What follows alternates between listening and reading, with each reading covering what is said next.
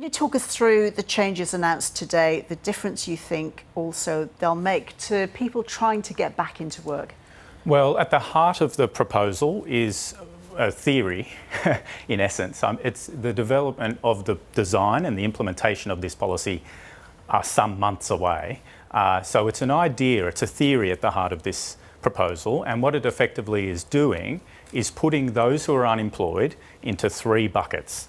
The first are those who are digitally literate and ready to work in almost any job you would imagine. The second are those who lack the digital literacy skills and might need some more intensive supports. And the third are the long-term unemployed who might face structural barriers to employment. And so the proposal is to, rather than treat the unemployed cohorts as a single uniform, statistic, to put them in different categories and enhance the support given to those in the most at risk of not getting back to work. So what's the main problem the government is trying to address here? The one size fits all isn't working, they're saying. What's not working? Well, I think that in some ways, with respect to the policy and the government, it's a very narrow view of the current problem in our unemployment sector. So effectively, there have been a series of controversies about the existing mutual obligations and targeted compliance framework system. And those controversial problems that include unlawful penalties being imposed on people are not a part of this announcement. So rather than fixing some of the existing infrastructural problems, the proposal is narrowly designed to say, we want to focus all of our investment and attention as government on those who are long-term unemployed.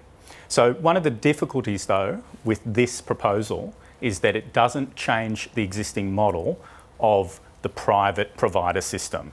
And so the real question that I think came out in the press club address today was, how will government incentivise the current providers who have shown no interest in putting in the hard yards to help those who are difficult to get back to work to do that? The market already rewards them a bit. There's a $4,000 bonus for putting people in that cohort back to work, and that hasn't changed anything. So the question I have is, what is offered to restructure the system? Why is the government sticking with that private model? Well, the mutual obligation system has been defended by the Minister today as something that reflects community expectations.